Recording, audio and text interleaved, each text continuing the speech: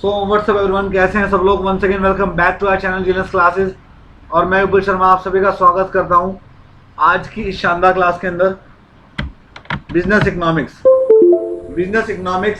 के अंदर आज मैं आपको theory of demand and supply पढ़ाने वाला हूं, चैप्टर नंबर 2।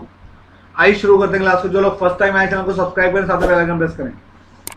सबसे पहली चीज बच्चों, डिमांड का मतलब क्या होता है। डिमांड का मतलब होता है, शुद्ध हिंदी में अगर मैं आपको बताऊं, मांग। किसी भी चीज की मांग होना ही डिमांड कहलाता है। तो आइए आज इसकी इंट्रोडक्शन के बारे में बात करते हैं। सबसे पहली चीज, demand and supply is perhaps one of the most fundamental concept of economics. अर्थशास्त्र का सबसे बड़ा कंसेप्ट जो है आपका, वो डिमांड और सप्लाई है। And it is the backbone of A market economy. और मैं आपको बताऊं, ये बैकबोन है market economy. Analysis of the determination of price of goods and services in the market is an indispensable part of the subject matter of economics theory. When an economy is guided by market mechanisms, price and determined by interaction between demand and supply. ये तो हुआ आपका introduction के बारे में। क्या कह रहा है, why is the price of demand for higher than the price of water. देखो, डिमांड को अगर मैं अपनी लैंग्वेज में डिफाइन करूं,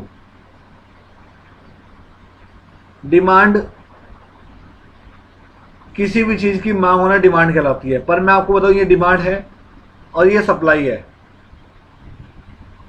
मान लीजिए कोई भी है, जैसे मान लो मिल्क है, अमूल, तो इसकी जो है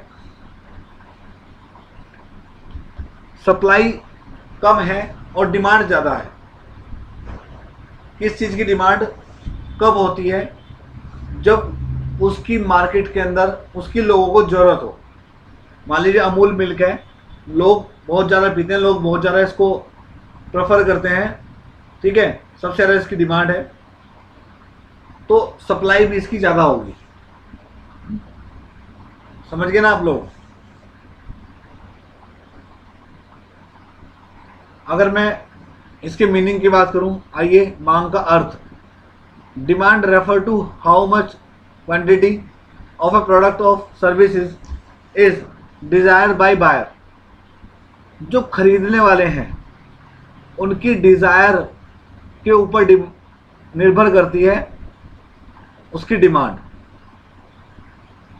भाई, कोई खरीदने वाले लोग हैं, मान लीजिए मार्केट के अंदर सैमसंग का फोन है। अब सैमसंग एक ब्रांडेड कंपनी है, लोग की डिजायर है सैमसंग खरीदना, लोगों की डिजायर है, लोगों की इच्छा है।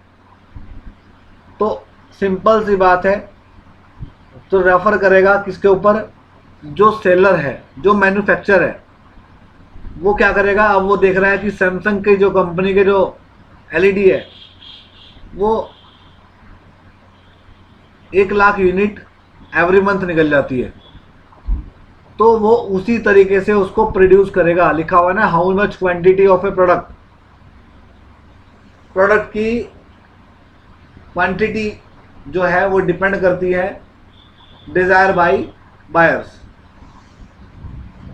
The quantity demanded is the amount of a product people are willing to buy at a certain price. अगर उसकी प्राइस जो है वो सर्टेन हो, जो लोग अफोर्ड कर लें उसको अमाउंट को। मान लीजिए इसकी 14,000 की एलईडी आती है, लोग अफोर्डेबल है, इन्होंने डिमांड को देखते हुए उसका प्राइस बढ़ा दिया, 14,000 वाली का सीधा 24,000 कर दिया। अब लोगों की जो डिमांड है वो कम हो जाएगी, लोग दूसरी तरफ भागेंगे। Demand for a goods by a consumer is not the same thing as is desire to buy it. आप देख रहे हो कि 24,000 रुपये कर दिया तो डिमांड कम हो गई, मार्केट के अंदर रेडमी आ गया, 14,000 वाली चीज 12,000 रुपये में निकाल दी, सेम क्वालिटी सेम चीज, लोगों की इच्छा बढ़ जाएगी, डिजायर बढ़ जाएगी लोगों की रेडमी की तरफ। आइएगा लॉ ऑफ डिमांड के बारे में बात करते हैं। इसको बोलते हैं मांग का नियम। तो भाई बच्चों, मांग का नियम क्या कहता है? The consumer decisions are guided by survival elements such as income, taste and preference etcetera. मांग का नियम क्या कहता है कि अगर प्रोडक्ट की सर्विसेज अच्छी हैं, टेस्ट अच्छा है, लोग प्रेफर कर रहे हैं, तो ऑब्वियसली बात है कंज्यूमर जो होगा उसके बारे में जो डिसीजन लेगा वो अच्छा ही लेगा उसको बनाने संबंधी। An assumption is established that these factors remain constant among the many causal factors affecting demand. Price is almost significant, and the price quantity relationship called as the law of demand.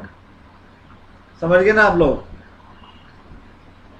अगर price increase करने से demand पे फर्क ना पड़े तो वो उसको बोलते हैं लॉ ऑफ डिमांड। समझ गए ना आप लोग? लाइक पेट्रोल का प्राइस 110 हो गया लेकिन डिमांड कम नहीं हुई, डिमांड बढ़ी ही है, बिकॉज पेट्रोल नहीं डालेंगे गाड़ी के अंदर चलेगी कैसे? इंसान नीडेड हो गया। The greater the amount to be sold the smaller must the price which is offered is order that it may find purchaser, और in other words the amount demanded increase with a fall in price and diminish with a rise in price. अगर product का price बढ़ाने से product की demand पे कोई फर्क नहीं पड़ता, ठीक है, डिमांड और इंक्रीज होती है, तो लॉ ऑफ डिमांड होता है। In simple words, other thing that equal quantity demanded will be more at a lower price than at higher price. The law assumes that income, taste, fashion, prices related to goods, etc. remain the same in the given period. अब ये किसके लिए है? जब needed हो, मतलब किसी का कोई सब्सिट्यूट ही ना हो। जैसे पेट्रोल है, पेट्रोल का सब्सिट्यूट ही नहीं है कोई।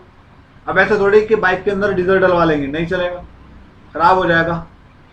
लेकिन पेट्रोल है तो पेट्रोल ही डलेगा। लेकिन अगर मैं अदर गुड्स की बात करूं, जैसे मैंने भी एलईडी के बारे में बात बताई कि सैमसंग को लोग पसंद करते हैं, बट सैमसंग ने प्राइस जो है वो ज़्यादा इंक्रीज कर दिया, तो लोग अदर प्रोडक्ट की तरफ भागेंगे, बिकॉज उसका सब्सिट्यूट है। सेम मिल्क के बारे में अगर मैं बात करूं, किसी भी गुड्स के बारे में, कपड़ों के बारे में बात करूं, अगर एडिडास ने अपने ब्रांडेड कपड़ों का प्राइस जो है वो बढ़ा दिया, लोग अफोर्ड नहीं कर पा रहे, तो लोग नाइक के खरीदेंगे, है ना? मतलब उसका सब्स्टिट्यूट है, इसका सब्स्टिट्यूट नहीं है, तो यही लॉ ऑफ डिमांड है, ठीक है। बाकी नेक्स्ट क्लास जो होगी वो डिमांड कर्व के बारे में होगी, ठीक है। इस क्लास में इतना ही रखते हैं। Thank you so much for watching this video. अच्छी लगे तो लाइक करो, शेयर करो, कमेंट करो, एंड साथ ही अभी तक आपने चैनल को सब्सक्राइब नहीं किया तो सब्सक्राइब जरूर करें। Thank you so much, bye, take care, have a nice day.